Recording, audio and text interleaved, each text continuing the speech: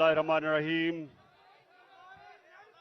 इय्याका नअबुदु व इय्याका नस्तईन। अल्लाह, तेरी इबादत करते हैं और सिर्फ तेरे से मदद मांगते हैं। ला इलाहा इल्लल्लाह, कोई नहीं है खुदा अल्लाह के सिवा। हम सिर्फ एक अल्लाह के सामने झुकते हैं। ना मैं किसी इंसान, ना किसी इदारे, किसी के सामने मैं ना जिंदगी में झुका हूं और इंशाल्लाह आपको भी कभी झुकने नहीं दूंगा।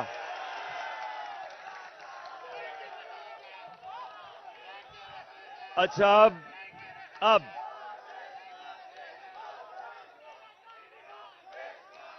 शुक्रिया। अच्छा सुने आप, मैंने आज आप सबको यहां इसलिए दावत दी कि जिस जज्बे और जुनून से, जिस तरह आपने जेल भरो तहरीक में शिरकत की, मेरी 26 साल की इस सियासी जद्दोजहद में जो मैंने आपका जज्बा, आपका जुनून और आपका ईमान जो मैंने वो देखा, तो मैंने अल्लाह का शुक्र अदा किया कि मैं अपने सामने एक हजूम को कौम बनते देख रहा हूं।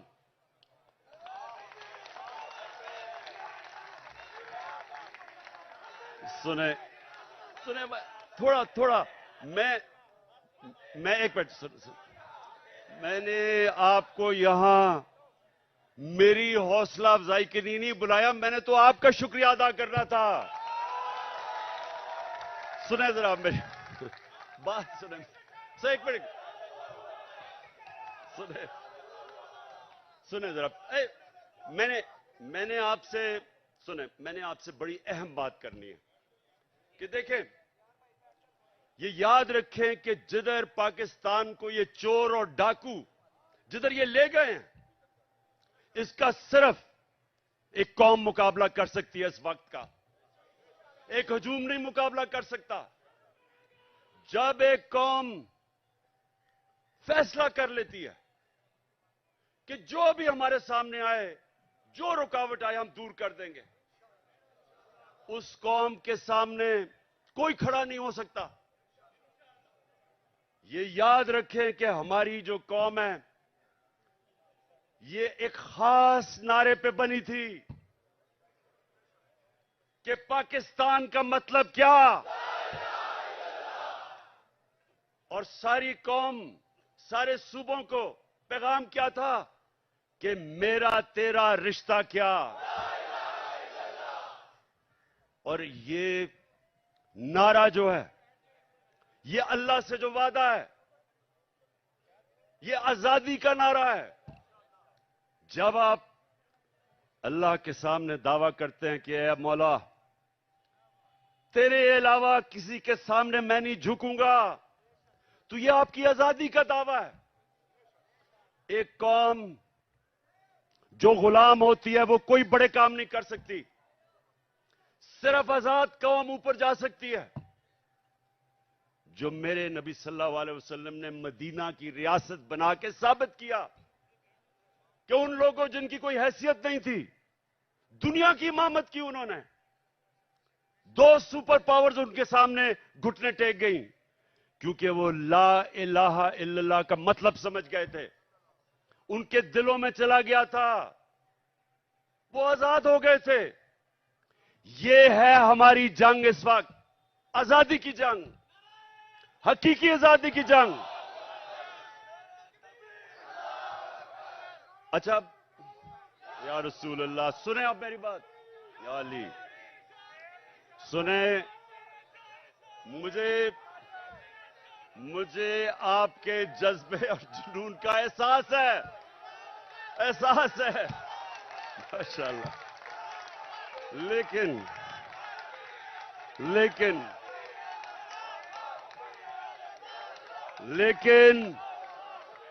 सुने जरा, सुने सुने।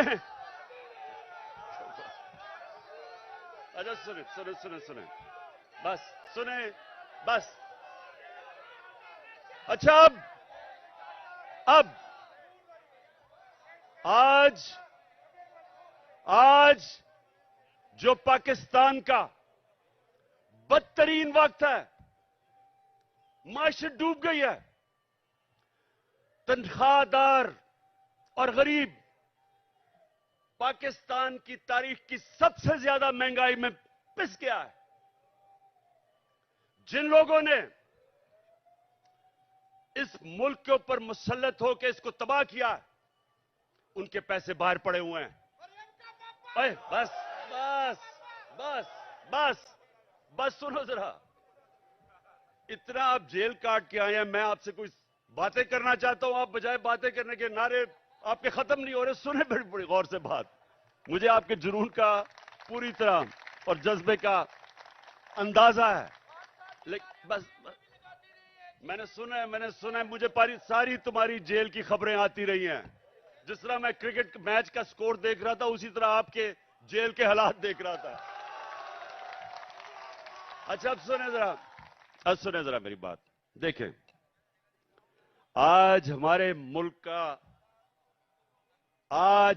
मुल्क ये नीचे क्यों दुनिया के सामने जलील हो रहा है? वो क्राइम मिनिस्टर जाके पैसे मांगता फिर रहा है और लोग ठुकरा रहे हैं उसको। कोई पाकिस्तान का, आपके हिंदुस्तान की चैनल देखें तो जो पाकिस्तान को जलील किया जा रहा है, ये क्यों हुआ? अब जरा बड़ी गौर से बात सुने मेरे जज्बा और जुनून वाले, मेरे जो टाइगर, जिस तरह आप जेलों में होके आए हैं, मेरी गौर से बात सुने।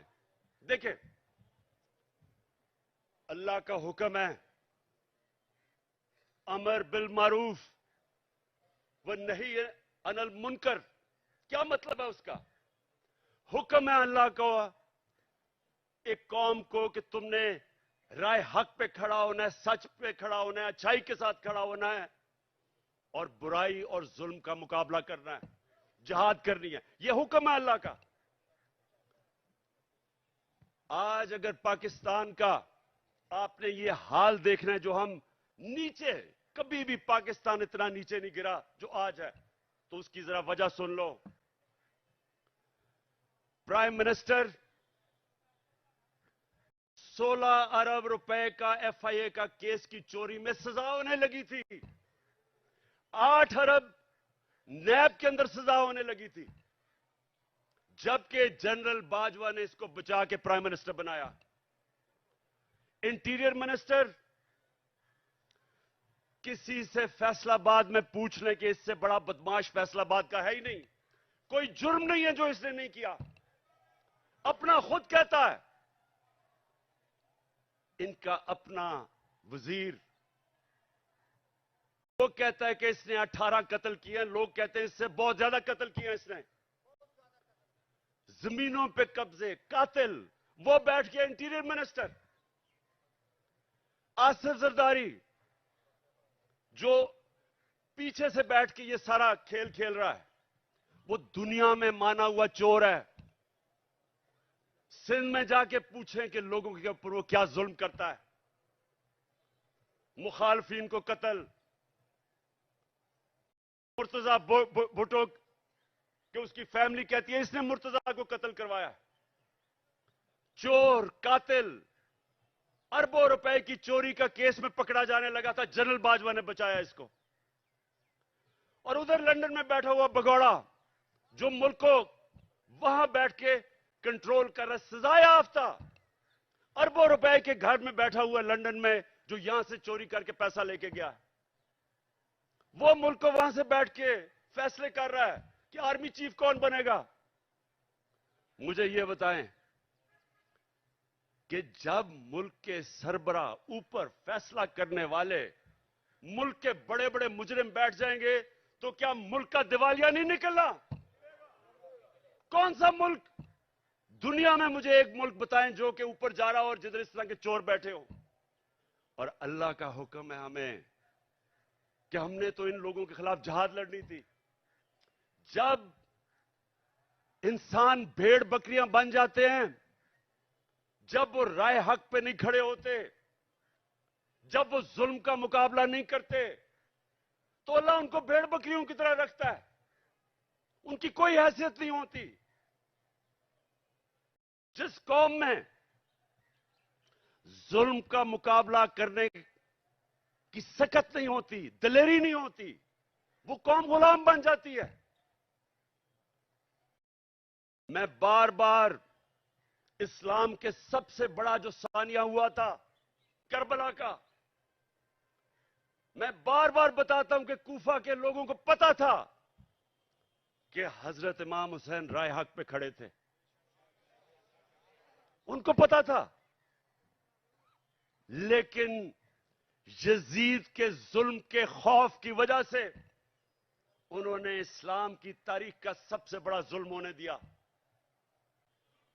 ये जो खौफ का बुत है, ये इंसान को गुलाम बनाता है।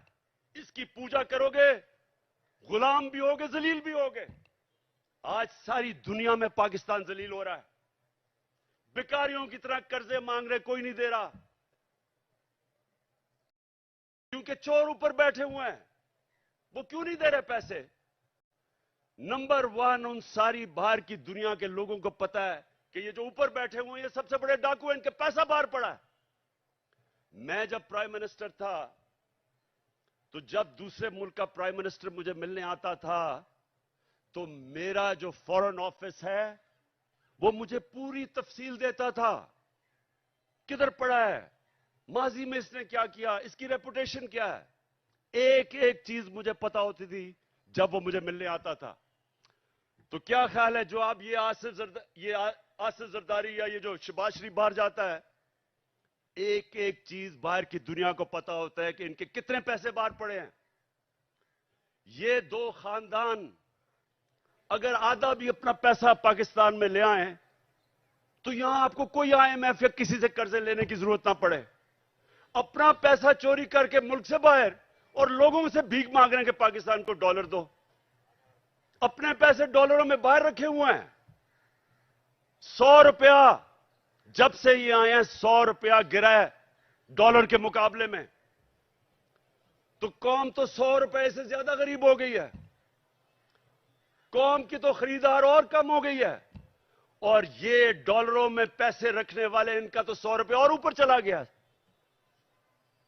इनका मकसद कभी पाकिस्तान नहीं था, नहीं तो इनका जीना मरना मुल्क में होता।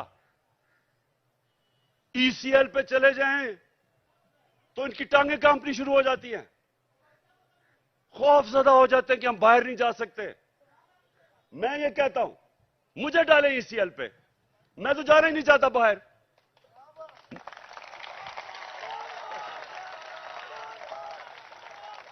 सुने सुने सुने, जब एक मुल्क के ऊपर जराइम पेशा लोग बैठ जाएं और एक मुल्क का आर्मी चीफ साजिश करके उनको ऊपर बिठा दे और फिर कौम को डराए कि अगर आप कुछ करेंगे तो जेलों में डाल देंगे, आपके ऊपर केसेस कर देंगे,